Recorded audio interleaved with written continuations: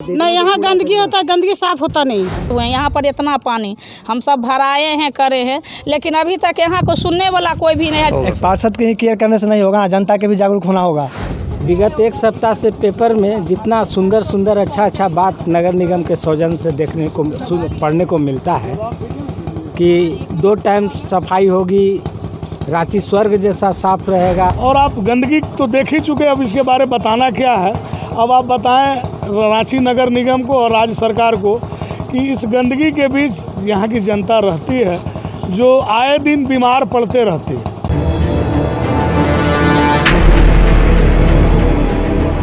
नमस्कार, आप देख रहे हैं द न्यूज़ मिर्ची, सीधी बात तीखी बात में आपका स्वागत है। और आज हम आपको लेके चलते हैं वार्ड नंबर 34, जहां लगातार पार्षद अपने प्रयास करते जा रहे हैं। और बोर्ड मीटिंग हो या कोई भी तरह का मीटिंग हो, हर पदाधिकारियों से यही कहना है उनका कि किसी न किसी तरीके से काली मंदिर विद्यानगर का जो स्थित ये ओवर ब्रिज है, उसके नीचे आप देख सकते हैं कितनी गंदगी का अंबार लगा हुआ है, मगर नगर निगम के कानों में जूं नहीं रेंग रही है। और जब ये नगर आयुक्त जी के पास ये बात कही वार्ड नंबर 34 के माध्यम से, जो यहाँ के विनोद सिंह पार्षद हैं, उन्होंने भी अपना प्रस्ताव रखा कि मेरे यहाँ पर जो वार्ड में जो गंदगी है और ये आपका शहर का जो मामला है, इसको जल्द से जल्द साफ़ कराया जाए, क्योंकि कोरोना जैसी बीमारी कभी भी फिर से मोड़ ले सकती है।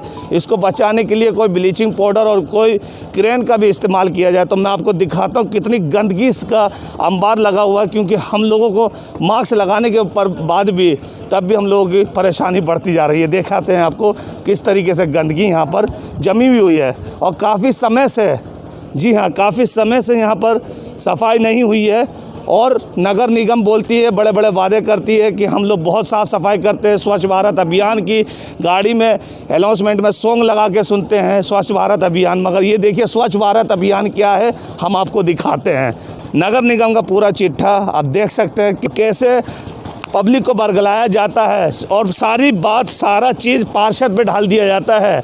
और पार्षद लगातार अपना प्रयास कर रहे हैं कि किसी न किसी तरीके से मेरा वार्ड साफ़ रहे, मगर पार्षदों को हमेशा जुमला ही मिलता है नगर निगम के द्वारा। तो आप देख सकते हैं यहाँ पर कितनी गंदगी है यहाँ पर, और यहाँ पर काफ़ी समय से गंदगी है। आप देख सकते हैं हर वार्ड का हम लोग मुआयना कर रहे हैं, जनता को दिखा रहे हैं कि जनता बोलती है कि पार्षदों की गलती है। सच माने तो पार्षदों की गलती नहीं, बल्कि नगर निगम की गलती है। ये विषय सिर्फ मेरे वार्ड 34 का नहीं है, यह विषय रांची नगर निगम का।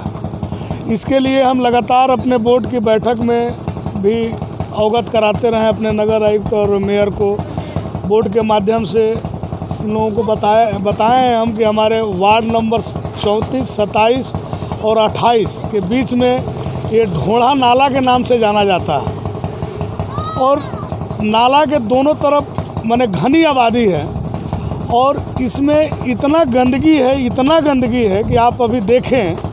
और आपको तो सबसे पहले हम धन्यवाद दें आपके न्यूज़ चैनल को कि कम से कम आप इस तरह का एक अभियान चला करके जनता की समस्या को सरकार तक पहुंचाने का काम कर रहे हैं। इसके लिए आपको बहुत बहुत धन्यवाद। ये नाला लगभग 4 किलोमीटर लंबा है, जो पिस्का मोड़ के पीछे से शांति नगर से बहते हुए ये जा कर के हरमू मुक्ति धाम के पास मिलता है।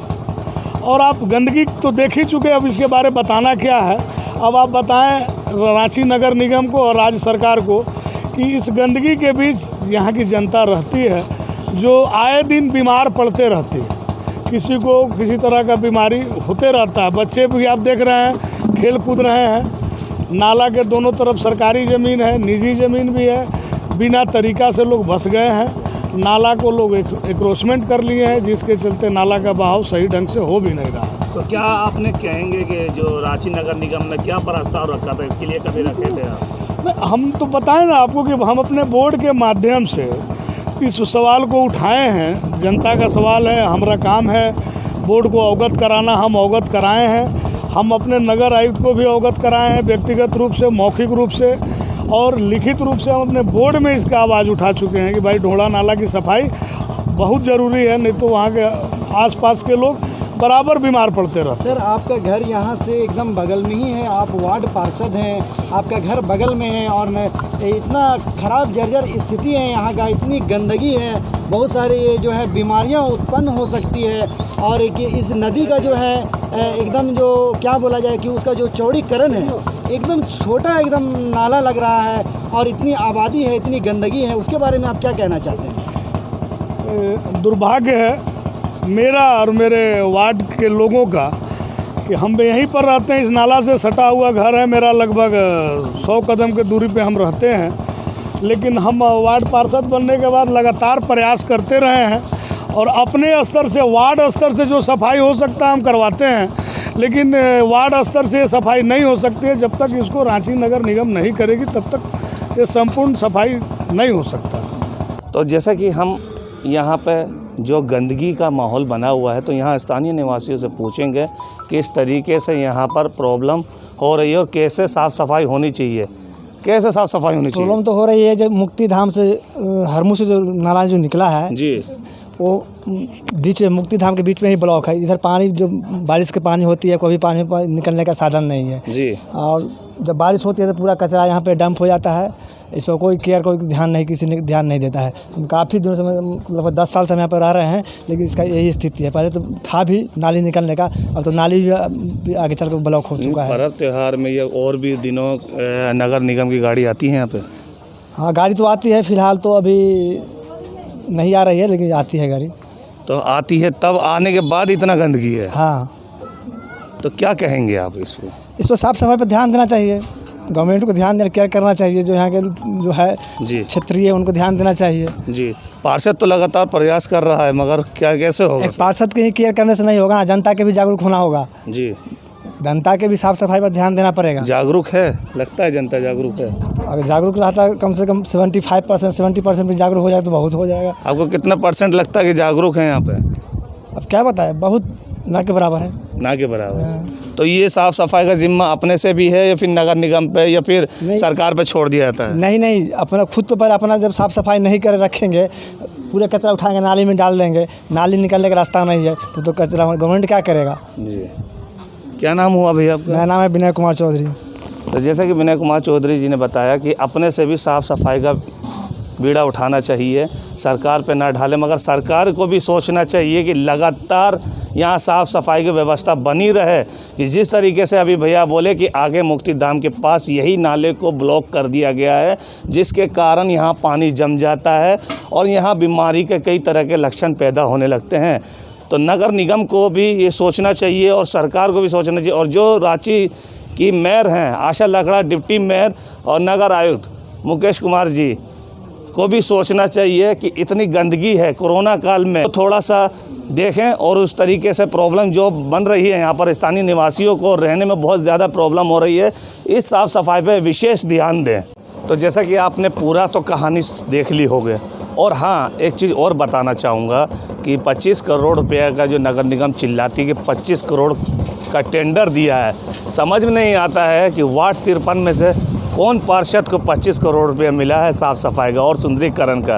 क्योंकि जिस पार्षद से बात करो 25 करोड़ की, तो वही बोलता है कि मेरे पास तो कोई 25 करोड़ तो क्या 25 पैसे तक नहीं आया है, तो मैं कैसे 25 करोड़ के लिए हामी भरूं। सुंदरीकरण की बात की जाए तो अभी जगह जगह में आप देख रहे होंगे पेंट से सजा दी गई दीवारें सरकारी, और वहाँ पे रमणीक रांची लिखा जा रहा है। तो रमणीक रांची ज़रूर है, मगर मुझे तो यहाँ रमणीक रांची का एक नज़ारा भी नज़र नहीं आ रहा है, एक कार्टून्स भी नज़र नहीं आ रहा है। इतना पैसा आ रहा है नगर निगम के अंदर, तो कहाँ जा रहा है, कौन देगा इसका जवाब? क्या सरकार ऐसे ही लोगों को फंड देने के लिए राजी है जो खाएगी और डकार जाएगी? तो हम दिखाते हैं आपको किस तरीके से यहाँ पर अवैध तरीके से भी सिस्टम बना हुआ है। और यहाँ पर देख लीजिए, एक तरफ आपको दिखाया गंदगी का अंबर, एक तरफ छोटी सी नाली का भी हम आपको दिखा दें कि किस तरीके से यहाँ पर गंदगी बनी हुई है। मुझे नहीं लगता कि गंदगी कभी साफ़ होगी, क्योंकि यहाँ के निवासियों का कहना है, जो 6 साल से, कोई 10 साल से है, उनका ये कहना है कि 6 साल से हो गए हैं, अभी तक मेरे पास यहाँ पर कोई नहीं आया है साफ़ सफाई करने के लिए। थोड़ा मोड़ा साफ़ सफाई करने से क्या होता है, मगर यकीन दिलाएं तो आपको दिखा देते हैं कि दलदल का सामना है। देखिए ये दलदल है यहाँ पर, कितना गंदगी। और ये रास्ता भी है, ये यहाँ से रास्ते से निकलते हुए जाते हैं अभी रिस्क लेते हुए, मगर यहाँ पर सरकार बिल्कुल सोच नहीं रही है। सिर्फ और सिर्फ वोट लेने के लिए जनता को गुमराह किया जाता है, झूठे बड़े बड़े सपने दिखाए जाते हैं और झूठे वादे करके चल जाती है। तो आप देख सकते हैं कितना गंदगी है। अगर इसको अच्छे से साफ़ सफाई कराएं तो मुझे नहीं लगता कि एक हफ्ते में साफ़ सफाई होगी, बल्कि उससे ज़्यादा भी टाइम लग सकता है। मगर ये बोलते हैं स्वच्छ भारत का इरादा कर लिया आपने, स्वच्छ भारत तो मुझे दिख ही नहीं रहा यहाँ पर, ना ही कुछ यहाँ पर कोई इस तरीके का कोई मामला दिख रहा है। तो आप देख सकते हैं यहाँ छोटे छोटे बच्चे भी हैं और यहाँ किस तरीके से यहाँ रिस्क का भी बहुत मामला है। जर्जर पूरी हालत हो रही है, टूटा हुआ है ये पुल। तो किस तरीके से लोग बाग यहाँ से जाते हैं, कैसे निकलते हैं। और रात के वक्त बहुत डर होता है क्योंकि यहाँ स्ट्रीट लाइट भी नहीं जलती है। जी हाँ, स्ट्रीट लाइट भी नहीं जलती है। यहाँ सभी महिलाएं, बहनें, बुज़ुर्ग, माता लोग यहाँ से पार होते हैं, मगर उनका यही डर है कि यहाँ पर एक कम से कम अच्छे से एक लाइट होना चाहिए थी जो इस ब्रिज में उजाला रहता। ऐसे ही सीधी और तीखी न्यूज के लिए YouTube पे जाकर के द न्यूज मिर्ची चैनल को सब्सक्राइब करें और लेटेस्ट अपडेट के लिए बेल आइकन को दबाना बिल्कुल ना भूलें।